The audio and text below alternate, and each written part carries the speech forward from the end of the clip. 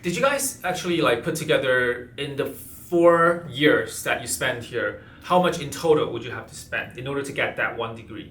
So we have 3 quarters. Each quarter is like. That's only like tuition and housing. Like if you consider like extra costs, maybe like. 他们花这么多钱，然后花这么多心力，特别来到美国读大学，like was it worth it？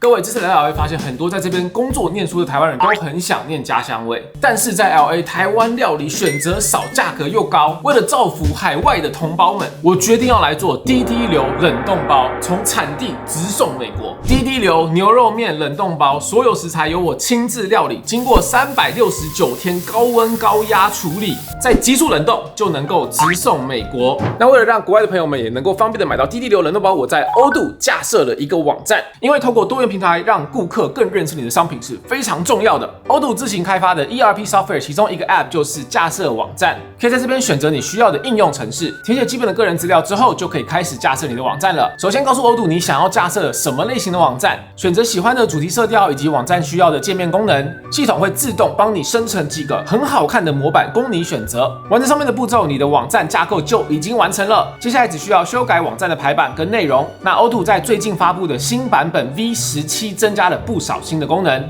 界面操作非常直觉简单，可以轻松调整文字呈现的方式，上传照片或者是直接使用 Odoo 的内建图库。针对需要耗时撰写的文案，也能够利用内建的 AI Copywriter， 只要输入简单的提示，就能快速生成文案内容。如果有想要新增的内容，也可以直接托译 Odoo 帮你设计好的内容区块。整个网站也能够随时新增新的页面，扩充强大的网页功能，帮助你快速扩充业务，完善使用者体验。好，那我们这次滴滴流冷冻包的网站就是用 Odoo 架设的。那我们这个网站的连结呢，我会放在影片的更多资讯，大家可以自己去逛一下。我觉得做的还蛮满意的，很美，浏览起来直观好懂啊。虽然没有真的要卖，但是更重要的是，使用 Odoo 架设网站完全免费。所以有需要架设网站的朋友们，欢迎到 Odoo 去试试看哦。UCLA 大乱斗 ，Let's go！ 今天非常开心可以来到 UCLA， 跟一群在学生讨论一下大学生活。所以我们先让大家自我介绍一下。那我们从大一代表开始。Hello， 大家好，我是 Ellie， 我现在是读 Coxside 的 Freshman。大家好，我是 Elizabeth， 我是读 Business Econ 的大一新生。Hi， 我是 Oscar， 我现在是读 Coxside 的 second year。大家好，我是 Simba， 我是大2电机系。大家好，我是 Austin， 我也是 Cognitive Science major。所以 UCLA 的大部分台湾学生都是念 Cog Science。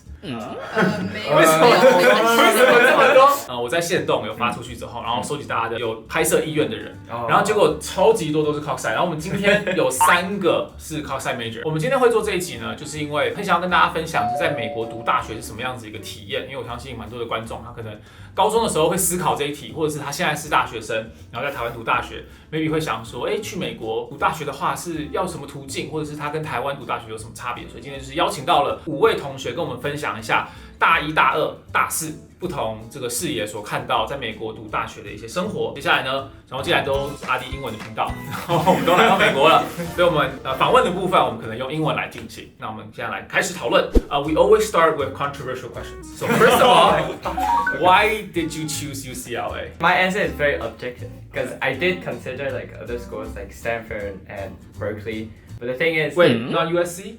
Oh, you didn't consider USC at all? It's not in the. That is a statement by itself. I did, but like tuition. Okay. I considered the tuition. But the other schools, I did apply, but I got rejected. For me, when I applied, I mostly applied to like engineering schools, so it was like UIUC, Purdue, Berkeley, Stanford, MIT as well. MIT and Berkeley, Stanford, no one accepted me. But then for UCLA and Georgia Tech, I was like debating between the two. I ended up choosing here because the location was better.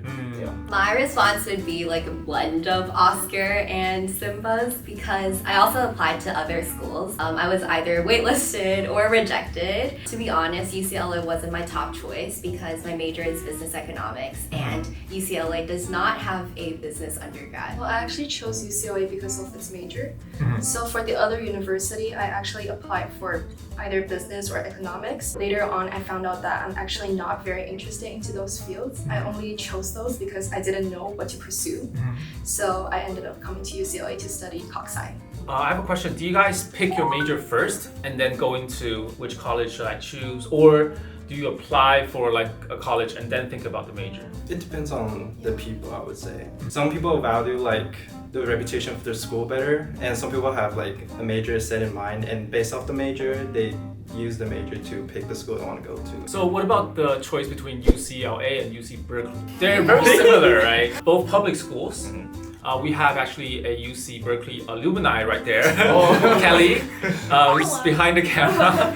What about the debate between UCLA and UC Berkeley? No hate against Cal, but they tend to be more on the studious side, outgoing compared to UCLA. Kelly disapproves.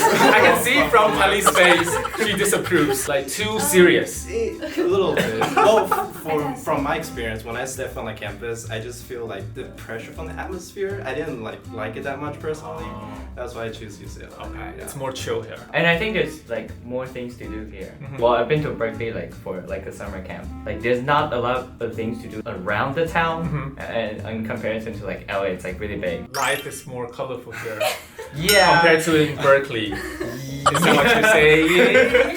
I want to add one more thing. The dining halls at UCLA are a lot better than the ones at Berkeley. That is true. Yeah, That like the is- food matters a lot when you pick your college. Let's talk about before you get into college. You guys all studied in high school in Taiwan, right? What are some of the things that you needed to do before you applied for college here in the States? You have to take SATs and TOEFL. That's Yeah. what I did. But I would say like in high school you can either do AP or IB. I think this is a really major part. So most people who come to the United States, they do AP, and for IB it's more for like European and British schools. You guys didn't take the 学测 or 自考, anything like that, No. nothing. The entire course of your 3-year high school life is focused on getting all those tests that you just mentioned. Yeah. So you didn't study any history or social studies that's needed in Taiwan?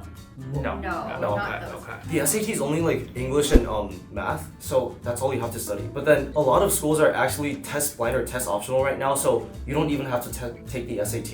You just have to apply with like your application. If the score is not important, what should you focus on? Is there like special preparations or extracurricular activities that you need to do? Extracurricular. I can Yeah. take this one. So basically, college value 3 different aspects when they look at your application. The first one will obviously be standardized test score, and the second part would be your grade point average, your GPA, so your grades in high school.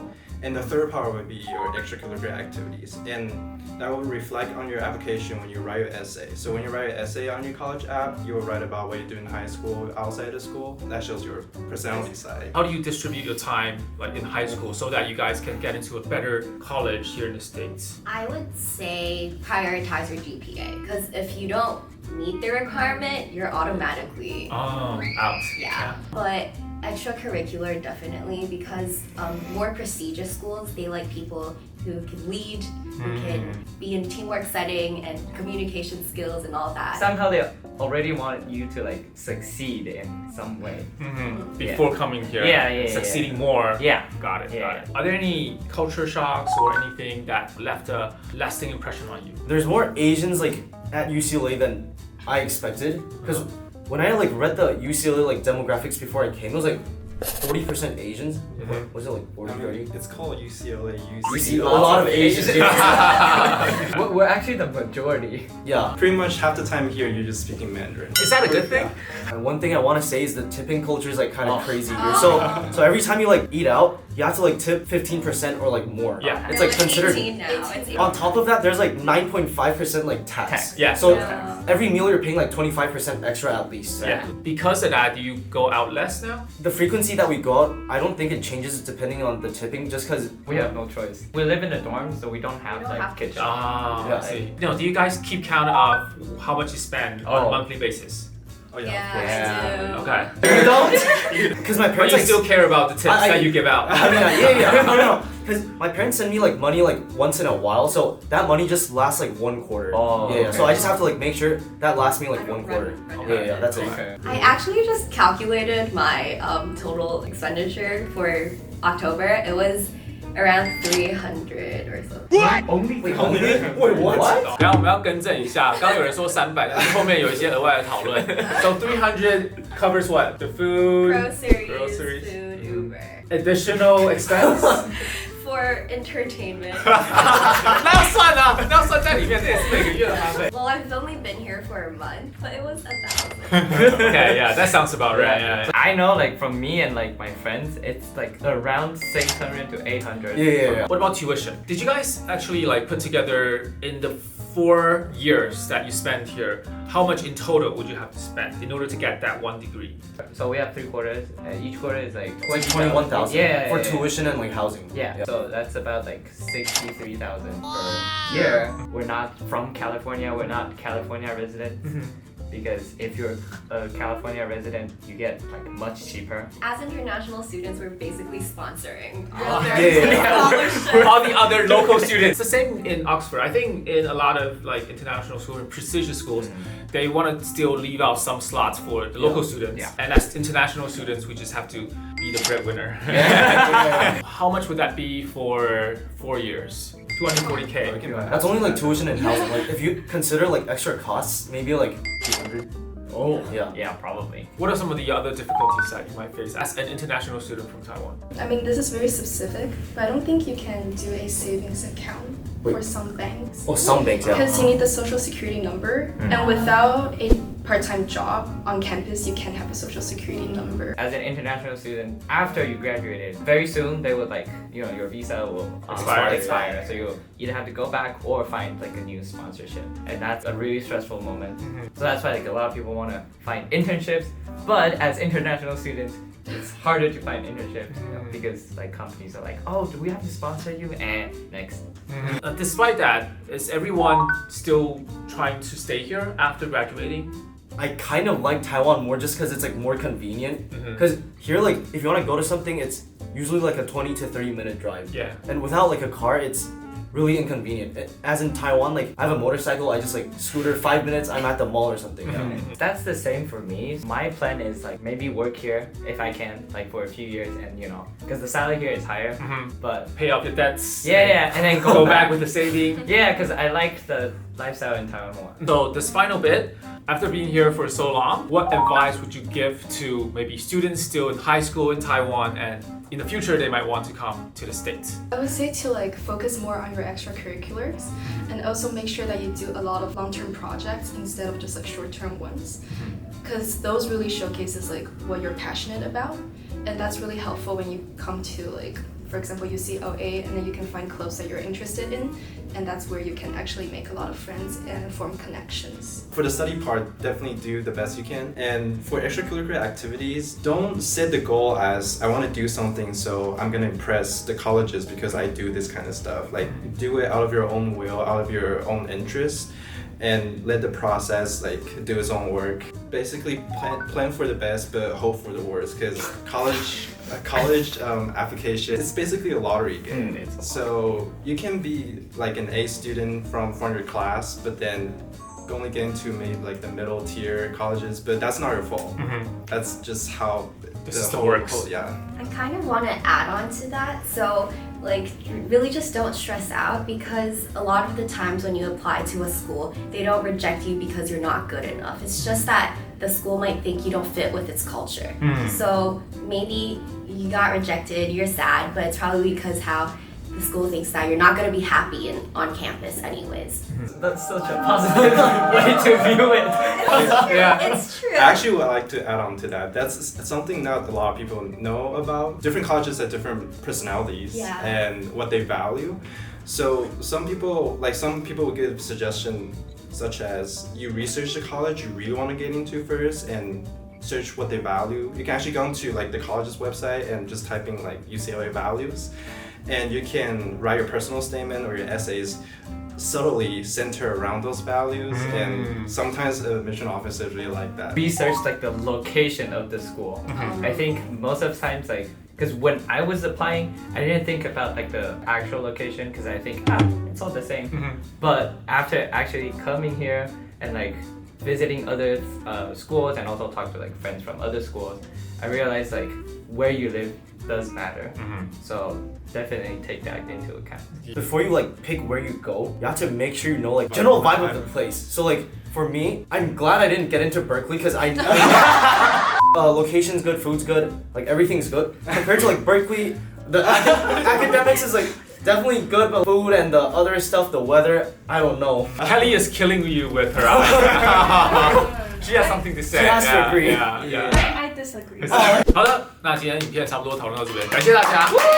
他们的年龄呢，差不多18、19岁，还蛮年轻的学生们，但是论述能力呢是非常的完整。那接下来的部分呢，因为我们刚刚其实讨论到很多 UCLA 跟 UC Berkeley， 那我们这边我觉得有一点 outnumbered， 因为有点太多 UCLA 的人，所以最后呢，我们把一段时间留给来自 UC Berkeley 的 Kelly。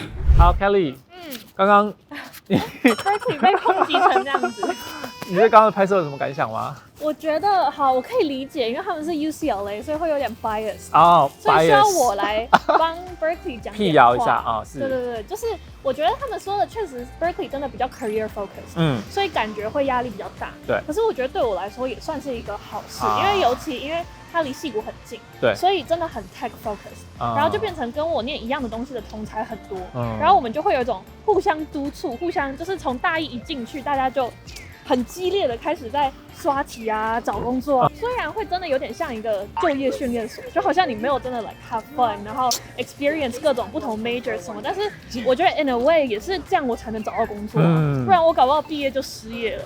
而且他是大3结束之后提早毕业，然后得到一份工作这样。所以我觉得他们讲的是事实，但就是双面刃啦，看你想要怎么样。你想要体验什么样子的大学生活？对。那我觉得这边也可以补充一个，是因为 Kelly 她的经历蛮特别的，她是高中的时候在台湾读北一女，所以是在一个体制内的学校，但是你准备的是来到美国读大学，所以 like how did that work out？ 就是一边读台湾的书，要一边准备他们刚刚说的 SAT 啊、TOEFL、AP 什么那些，全部都是自己额外读，然后还有加 extracurricular，所以其实有点是2倍的 loading，然后就一定要找一个 balance。我的 balance 是我学校有放一点点，就比如说我如果全力读台湾的课业，我可以读到100分，我 maybe 就用80%的力，就是我读到80分，然后另外20%的力我就放去别的地方。对，但是我还有盯住 GPA， 因为 GPA 很重要，所以我刚刚有讨论到。对，我毕业的时候还是 4.0 毕业的，我就是盯到还是可以4.0。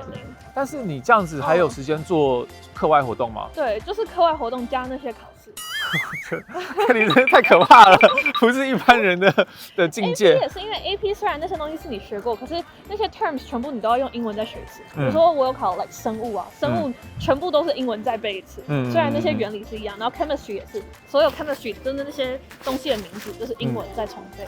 其实我刚刚原本想要问他们一个问题，但后来想一想，好像不太适合问，是因为他们现在都还在学，所以他们也不知道。我想要问的是，他们花这么多钱，然后花这么多心力，特别来到美国读大学，like was it worth it？那但是对你来说，其实你都已经结束了，然后你现在已经在就业中，那你觉得对于你来说，你当初选择来美国读大学，你会怎么样评估这个选择？我觉得对我来说很 worth， 但是我不会觉得对每个人都 worth。我觉得你要大概知道你未来的 path 是不是值得付出这么多的。讲很白是，如果你最后想要达成的这个 goal， 你其实可以不用 go out of the way， 花这么多钱，花台币1000万，砸进去做这件事。我其实，在台湾念个大学，我有一样的 outcome 的话，那我觉得 maybe it's not worth。你先想好你想要什么 path， 你大概查一下以后他的生活是怎么样子，然后再想你会不会真的想要付出那么多。你真的是J型人格真的就是都规划好。我也是，就是都先查好规划好，然后确定之后再去做这样。不然你钱都花下去了，然后最后发现好像没有很值。对啦，对啊。好的，那以上就是我们这次 UCLA 的大乱斗，感谢 Kelly 今天陪我一起来，然后也在镜头后面听了很多被霸凌的话，但还是坚持住，继续的拍摄。对，我觉得 UCLA、UC Berkeley 就各有自己的取向啦，像就 Doodoo Man 的 Ian 跟 Eric 刚好就是一个人读 Berkeley， 一个人读对，他们两个也常常吵架。更多关于这个方面的话，可能可以再去问问看他们。那希望说今天这集呢，对于可能有想要了解美国大学生活，或者是你真的有考虑要来美国读大学的同学们，有一些帮助。好，那我们就下一支影片见喽，拜拜。等一下，有人生气了，你看有人生气了。这个 UCLA No.1 怎么了吗？怎么了 ？UCLA No.1 Berkeley No.1 怎么了吗？不要想跟我们争这个，我跟你说，我们老字号比较厉害，好不好？笑死。